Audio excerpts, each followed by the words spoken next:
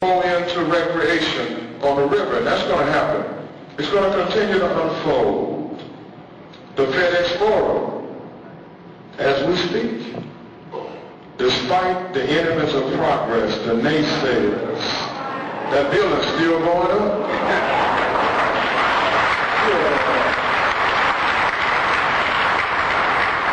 Still going up. Downtown Renaissance, neighborhood revitalization. St. Jude, we ought to be proud of St. Jude. World-renowned Children's Research Hospital. As we speak, close to $2 billion investment. You will not know that campus in a matter of a few years. And all of the condominiums and the things that surround it will give new life to the north end of Main Street in that area. Improved parks, Wayne, a $300 million parks and recreation plan that we have is unfolding. We'll have parks, and they won't be in every neighborhood. We'll have parks strategically located for our children and for those of you who enjoy amenities of recreation.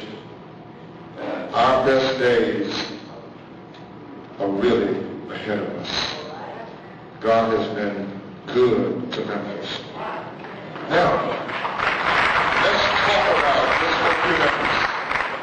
let's talk about some of the challenges we have in the future.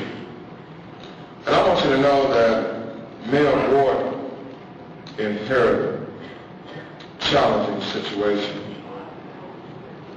Not of his design, but he's the mayor of Shelby County, is an awesome challenge fiscally. And we're going to work together. And people say, well, you and AC on the same page. One thing we agree on is that government ought to work in the best interest of a total community.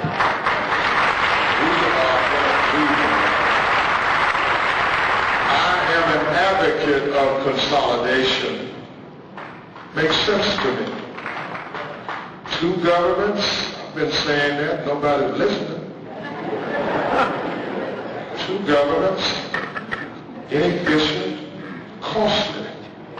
Two school systems, neither one where they need to be, costly. You need to combine.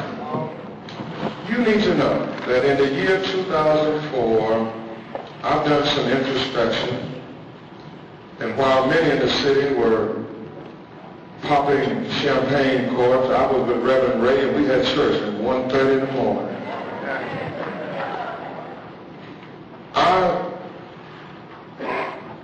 am bringing into the new year a resolve to improve my relationship, Mayor Herenton, with the suburban mayors. I know I'm misunderstood. People say I'm arrogant. They think I'm arrogant. I'm not arrogant. I'm a little confident.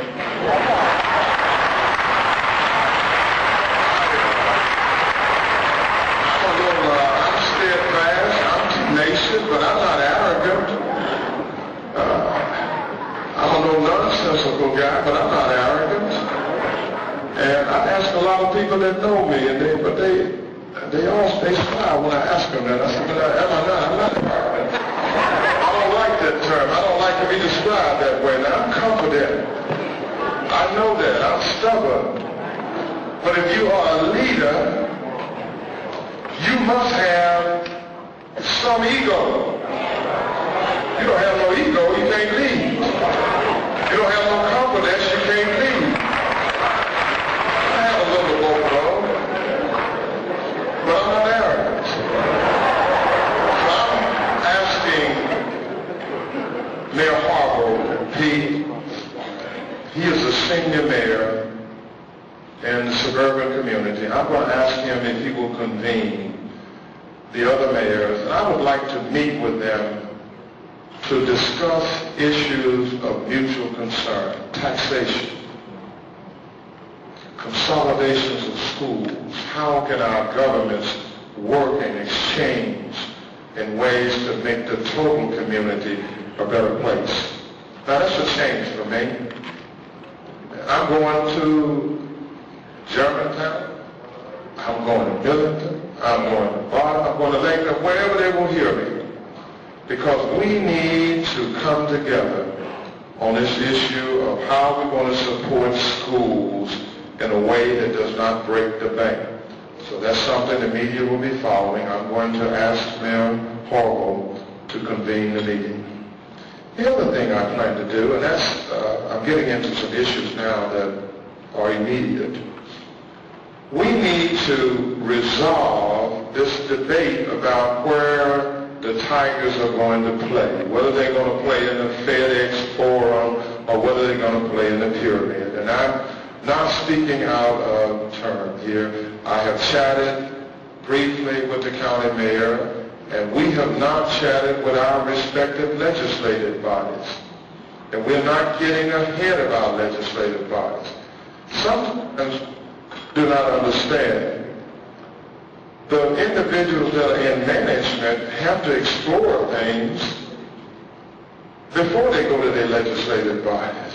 It's not that you're not working with them, it's not that you're not disrespecting them, but you've got to get the ideas, you've got to get the facts, and that's what we're working on. Yeah. What I'm recommending is that there be a public-private partnership that can make available, I think the projected cost is $4.5 million to upgrade the Pyramid, remove those inadequate small seatings, build seats so that facility is comfortable for the fans of the Tigers and Bishop and Reverend Ray, when we have these religious conventions, all of our patrons of that nationally recognized arena. It is nationally recognized. The Tigers should play at our Pyramid, and we should move forward with that upgrade and seating and other amenities. I'm going to give leadership to that. And there's a short window. We need to make the decision and get this done in 120 days. Because there are a lot of events that will be taking place here, and we need to stop debating this. Let's sit down and find $4.5 million and get that facility appropriately suited for the Tigers. I'm going to give leadership to that. Now, that's not arrogant, that's leadership. That's all. That's just leadership. The other things we need to do in this community. We need to come to grips with the division that I see between our two governments. And there's something else that's rearing its ugly head, and you don't know about it. I know about it. And the reason I wanted a prayer breakfast, you need to know this. Bishop, this is historic, but I really need you all to pray for me. I need you to pray.